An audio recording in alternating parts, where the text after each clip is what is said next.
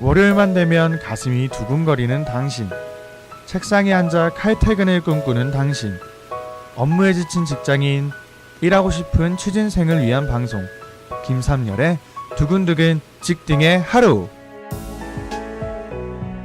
2015년도 청와람 ARMC의 조사에 따르면 교회 내 지속적인 청년 이탈 현상에 대해 60% 이상의 청년 담당 사역자들이 앞으로 더 심해질 것을 전망한다고 답했습니다.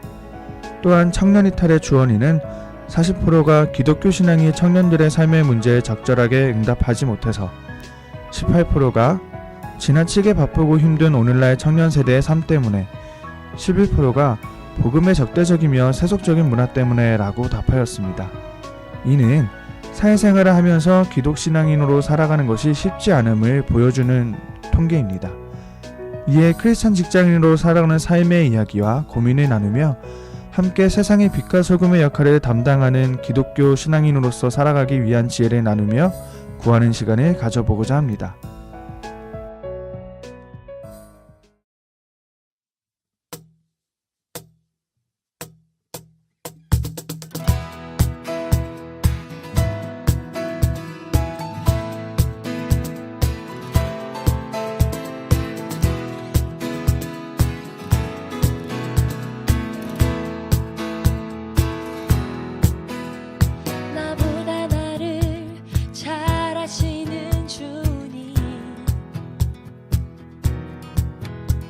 내가 주를 떠나 어디로 가겠나이까. 나 어딜 가든지 주의 손이 나를 인도하시며 주의 오른손이 나를 붙드시리다. 나를 창세전부터 계획하시고 지금까지 인도하시네. 하나님이여, 주의 생각이 어찌 그리 보배로우신지요. 나의 생각보다 나의 뜻보다 더 크고 놀라우신 주님. 하나님이여, 나를 살펴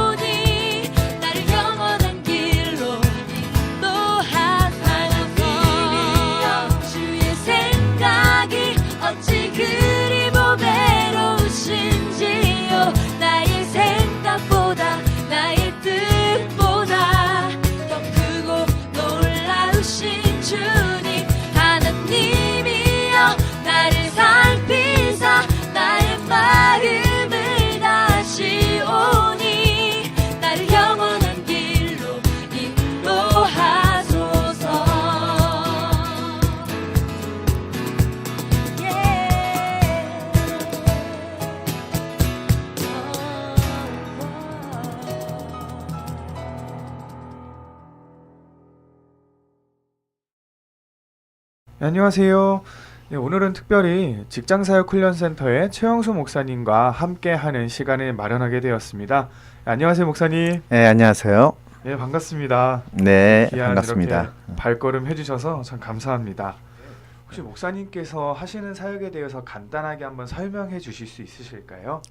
네, 저는 일반적인 목회자와는 좀 다르게 그동안 사역을 해왔는데 1988년도에 얼떨결에 이제 이랜드라는 기업에 나가서 직원들을 만나고 상담하고 또 신앙훈련을 시키고 또 전도하고 이런 일을 시작했습니다. 그래서 벌써 만 29년째가 돼가는데 지금도 동일하게 이제 두 개의 기업에 구체적으로 매주 나가가지고 직원들을 만나서 상담하는 것과 또 가르치는 것과 또 이런 목표를 가지고 회사를 나가죠. 어떻게 하면 일할 만 나는 일터를 만들 수 있을까?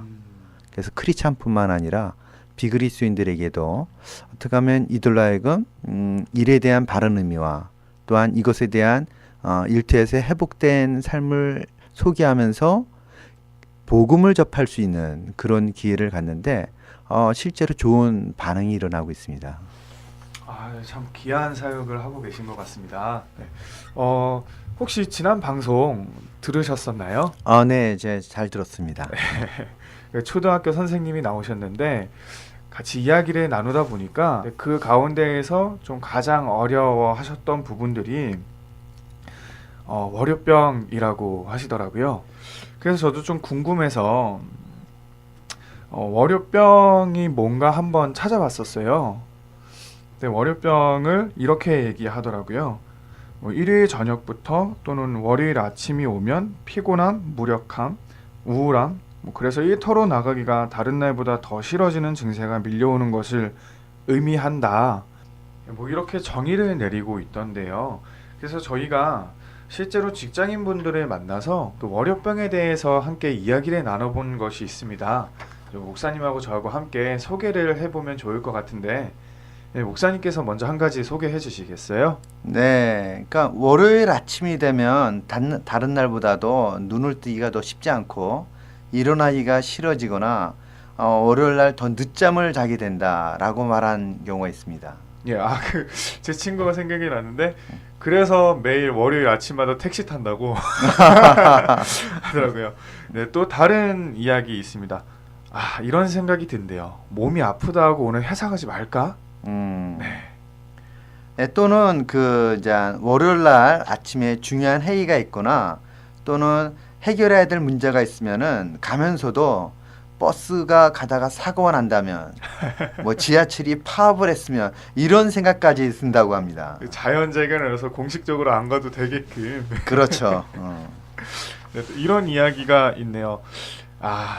일요일 저녁부터 주일 저녁부터 이제 집안일을 하면서 벌써 내일 회사 일을 준비하는 자신을 볼 때 참 힘들다. 네. 그러니까 이제 토요일을 지나 일요일이 되면 벌써 그때부터 그냥 스트레스를 많이 받는다라는 얘기가 많이 나왔죠.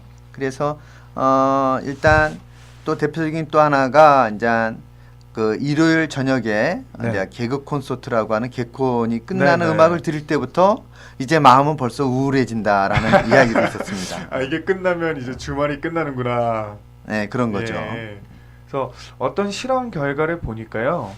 실제로 월요일에 스트레스를 가장 많이 받는다라는 게 연구 결과가 있더라고요. 네. 실제로 이제 2009년도에는 일본 슈와 대학교에서 조사를 해서 발표를 했는데 월요일 날이 다른 날보다도 자살률이 1.5배 이상 높다라는 연구 결과를 발표하기도 했습니다. 자살률이 1.5배가 높다. 도대체 그럼 이 월요병이라는 것이 왜 나타나게 된 걸까? 이런 의문이 좀 들거든요. 네, 월요병이라는 것은 사실 타락의 결과라고 볼 수가 있습니다. 그래서 그리스도인들에게도 월요병의 증세가 나타날 수는 있죠. 그러나 그리스도인들은 좀 달라야 되지 않을까요? 예, 목사님, 저도 그렇게 생각합니다. 우리는 분명히 구별되어야 한다라고 생각하는데 그럼 조금 전에 목사님께서 말씀해 주신 것처럼 생각을 해보면 그럼 타락 이전에는 이런 월요병이 없었다라고 얘기할 수 있게 되는 건데 그게 맞는 거죠? 네, 그렇습니다. 그래서 사실 우리가 월요병이 시작된 것이 타락했기 때문에라고 볼 수 있기 때문에 타락 이전에 이제 성경을 보게 되면은 창세기 1장 26절에 아주 특별한 말씀이 나오게 되죠. 예. 말씀을 잠깐 보면요. 하나님이 이르시되 우리의 형상을 따라 우리의 모양대로 우리가 사람을 만들고 그들로 바다의 물고기와 하늘의 새와 가축과 온 땅과 땅에 기는 모든 것을 다스리게 하자 하시고 라고 하는 말씀이 있는데 예. 이 창세기 1장 26절이 대단히 중요한 말씀입니다. 왜냐하면 25절까지의 창조 사역과 완전히 구별되는 일이 26절에 일어나는데 26절에는 25절까지는 사람을 제한 모든 피조 세계를 하나님 만드십니다. 그 유일하게 아직 사람을 만들지 않았는데 26절에 와서 하나님께서 사람을 만드실 때 두 가지 특별한 의도를 보여주고 있습니다. 첫 번째가 사람을 아주 특별하게 만드는 겁니다. 하나님의 형상대로, 하나님의 모양대로. 예. 두 번째는 그 사람에게 지금까지 하나님이 만드신 이 놀라운 피조 세계를 다스리도록 하겠다라는 의도를 보여주고 있는 겁니다. 예. 예. 그렇죠. 그래서 일이라는 거가 결국 하나님이 의도했던 것이었지 타락의 결과가 아니었던 것이죠. 우리에게 주신 명령이었다. 그렇죠. 무언가를 더 주시기 위한 그런 명령이었다라는 말씀이신 것 같아요. 네, 그게 이제 28절에 더 이어지게 보면은 그래서 하나님이 사람을 만들고 나서 이렇게 말씀하시죠. 하나님이 그들에게 복을 주시며 하나님이 그들에게 이르시되 생육하고 번성해 땅에 충만하라 땅을 정복하라 바다의 물고기와 하늘의 새와 땅에 움직이는 모든 생물을 다스리라. 여기 보면은 실제 땅을 정복하는 것과 모든 생물을 다스리라라는 이거를 명령으로 말씀하시면서 성경을 자세히 주목해 보니까 복으로 주셨다라고 말씀하는 겁니다. 다시 말해서 정복하는 것과 다스리는 것은 하나님의 명령이며 복이었다는 것이죠. 다시 말해서 일이라는 것은 하나님이 주신 명령이며 복이며 또한 사람에게만 주신 특별한 능력이고 또한 특별한 권한이라고 볼 수가 있는 것입니다. 이거 지금 목사님께서 해주신 말씀이 저한테는 이렇게 좀 이해가 되는 것 같아요. 하나님께서 우리에게 복을 주시고 또한 누리게 하기 위하여서 그러한 축복의 통로로서 이 일을 노동을 허락하셨다. 네, 그 바른 이해인가요? 네. 근데 여기서 이제 일과 노동이란 단어를 좀 구분할 필요가 있습니다. 예. 예, 그래서 이제 일이라는 것은 사실 하나님이 우리에게 주신 복이며 명령이며 특별한 권한이었는데 이것이 타락으로 말미암아 사실 노동이 되어지는 변질이 일어난 겁니다. 그래서 사실 노동이란 말은 사전적 정의가 사람들이 어떤 필요한 것을 얻기 위해서 육체적이거나 정신적 노동을 하는 행위인데 문제는 이 노동은 원치 않아도 해야 되는 힘써 일해야 되는 상으로 내몰렸다라는 의미를 담고 있는 겁니다. 다시 말해서 일을 복으로 주셨는데 타락으로 말미암아 이제 일이 복이 아니라 사실 하나님의 저주가 스며든 힘써 일하고 땀 흘려 일하고 일할 수뿐이 없는 상으로 내몰리게 된 것이죠. 이것이 월요병과 연결되는 것입니다. 그럴 수밖에 없게 되었기 때문에 이 일이 그 본질적인 의미가 사라지게 되었고 이제는 그 축복의 통로가 아니라 부담스럽고 할 수만 있으면 피하고 싶고 거부하고 싶은 하지만 현실적으로 살기 위해서는 거부할 수 없는 그런 상황에 우리가 놓이게 되었다라는 말씀이신 것 같아요. 네, 그렇죠. 네. 그래서 우리가 은퇴라는 단어를 잘 이해해야 되는데 은퇴라는 단어는 일을 안 하게 되는 상황이 아니라 사실은 직업으로부터의 물러남을 말하는 겁니다. 그래서 우리는 사실 이 땅을 떠날 때까지 모두 일을 해야만 하는 겁니다. 그래서 은퇴 이후의 일도 생각해 봐야 되는 것이죠. 이 말은 다시 말하면 은퇴 이전에도 우리는 직업을 가졌을 때도 성경적으로 말하는 일을 구체적으로 나의 일터에서 실현해야 되는 그런 책임이 있는 것입니다. 그러면 대부분 이제 우리 이제 100세 시대라고 하잖아요. 네, 그래서 뭐 20대, 30대까지는 열심히 이제 내가 할 일들을 준비하고 50대, 60대까지 최대한 일을 열심히 해서 많이 벌어서 남은 여생을 편히 살자. 이게 사실 크리스찬, 비크리스찬 그 구분 없이 모두의 목표인 것처럼 느껴질 때가 참 많거든요. 네, 근데 그것이 아니라 은퇴 이후에 일이라는 것이 존재하고 그것을 대비하며 또한 살아야 한다. 네, 맞습니다. 그래서 만일 그리스도인임에도 불구하고 은퇴 후에는 이제 내가 편안하게 남은 여생은 즐기면서 잘 살아야 되겠다라고 말한다면 그것은 그리스도인의 바른 자세라고 말할 수가 없는 겁니다. 우리는 은퇴 전이나 은퇴 이후에나 일에 대한 바른 성경적 정의를 알고 있어야 되는데, 일은 하나님께는 영광이요 이웃에게는 사랑을 베푸는 수단이며 도구이며 통로가 되어야 된다라는 이런 성경적 의미에 대한 확신이 있어야 하는 것입니다. 예, 그렇습니다, 목사님. 이게 일이라는 것이 흔히들 우리가 쉽게 오해할 수 있는 건 아담의 범죄 이후에 우리에게 이제 형벌이 내려지잖아요. 그때부터 이제 수고하여야 땅의 소산을 얻게 될 수 있다. 이때부터 생겼다라고 생각할 수 있는데 그게 아니라 범죄 이후부터 하나님께서 우리에게 주시고자 하는 그 복의 통로로서 주어졌다. 이렇게 말씀을 해주시는데, 그렇다면 그 범죄함 이후로 이 일의 의미가, 목적이 어떻게 변질된 것인지 한번 같이 좀 이야기를 나눠봐 주시면 좋을 것 같아요.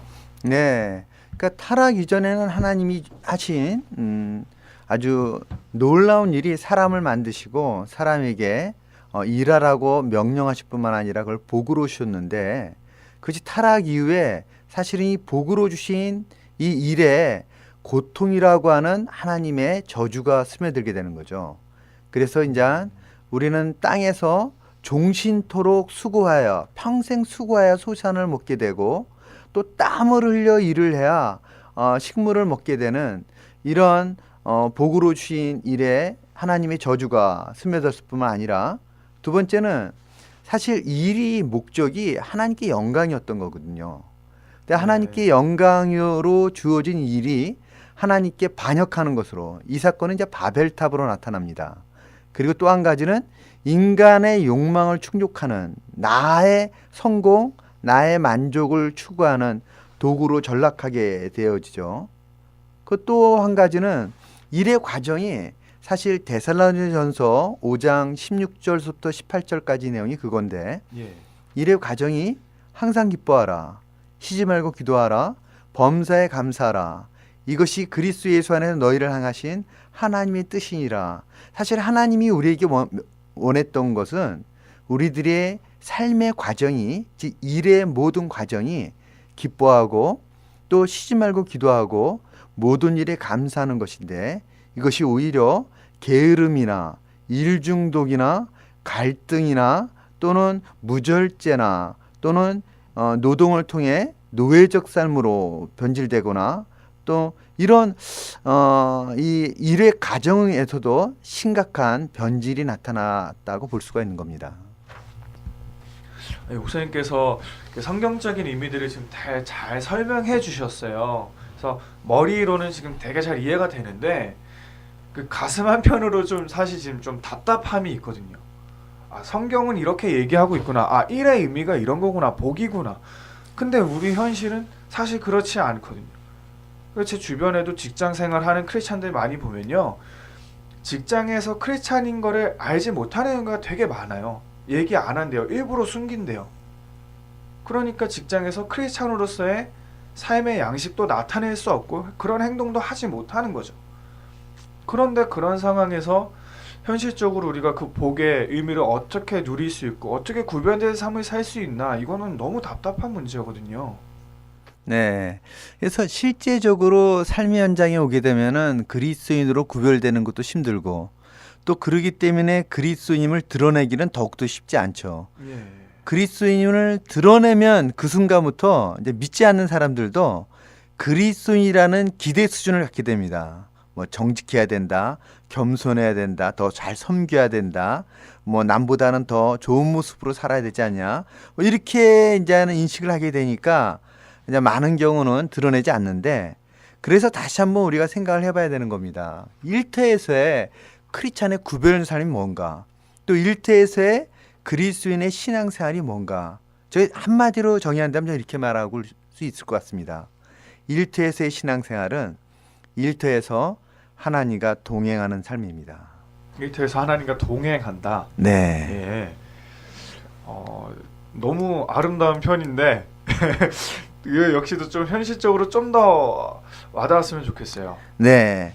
그러니까 우리가 이제 신앙생활을 말할 때 사실은 일터에서의 신앙생활이 정의가 잘 안 되는데, 성경은 사실 이것을 좀 몇 가지 구체적인 예를 통해 보여주고 있습니다. 한 가지가 예수께서 말씀하신 것처럼 빛과 소금으로 드러나는 삶이다. 이게 바로 일터에서 하나님과 동행하는 삶의 모습이죠. 빛으로 드러난다는 것은 성경을 보니까 착한 행실로 드러나는 거예요. 네. 그러니까 일터에서 그리스도인이 착한 행실로 드러나야 되는데, 이게 어떨 때 가능하냐? 내가 죽고 주님이 드러날 때. 다시 말해서 일터에서의 신앙생활은 끊임없이 나의 생각, 나의 감정, 또 나의 방법, 이것들이 죽는 거죠. 네. 그래서 신앙생활은 실제로 끊임없이 일터에서 내가 죽는 겁니다.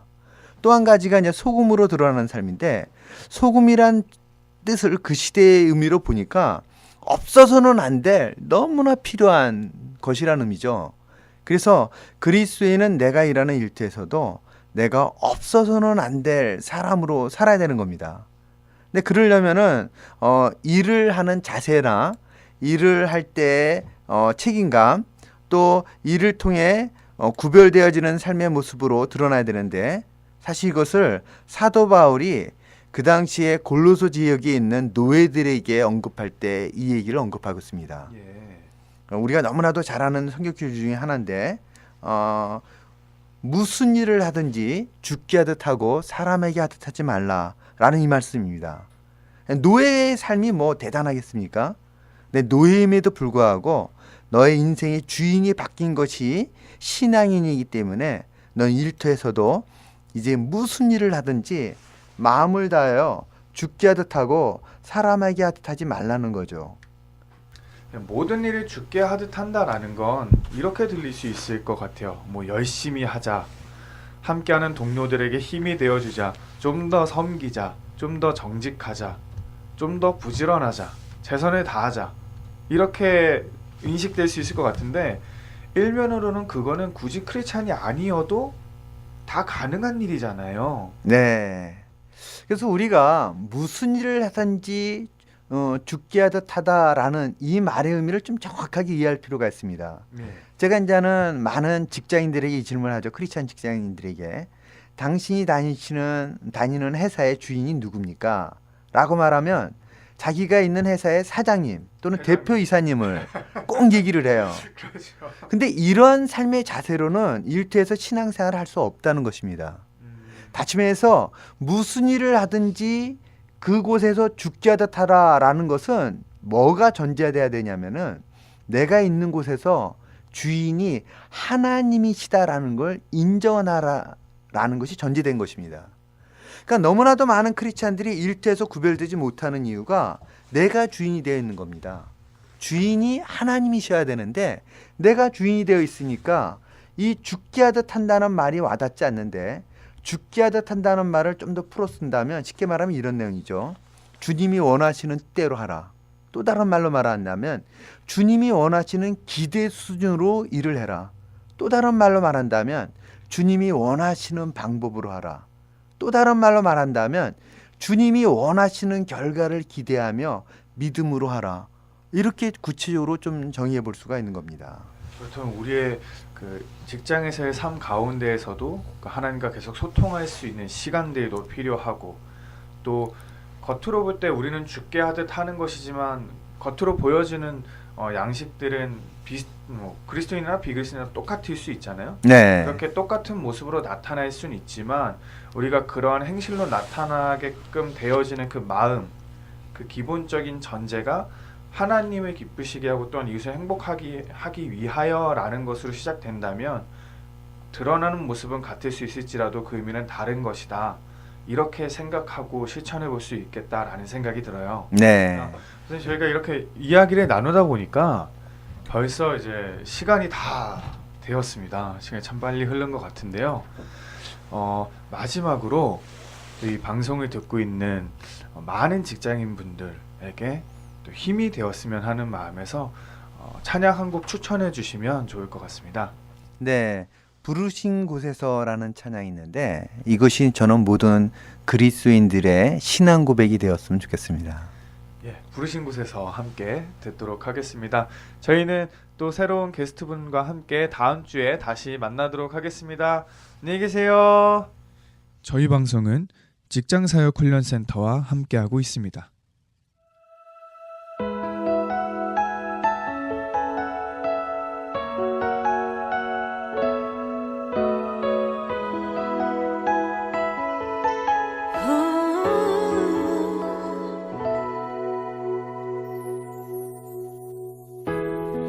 따스한 성령님 마음으로 보내 내 몸을 감싸며 주어지는 평안함 만족함을 느끼네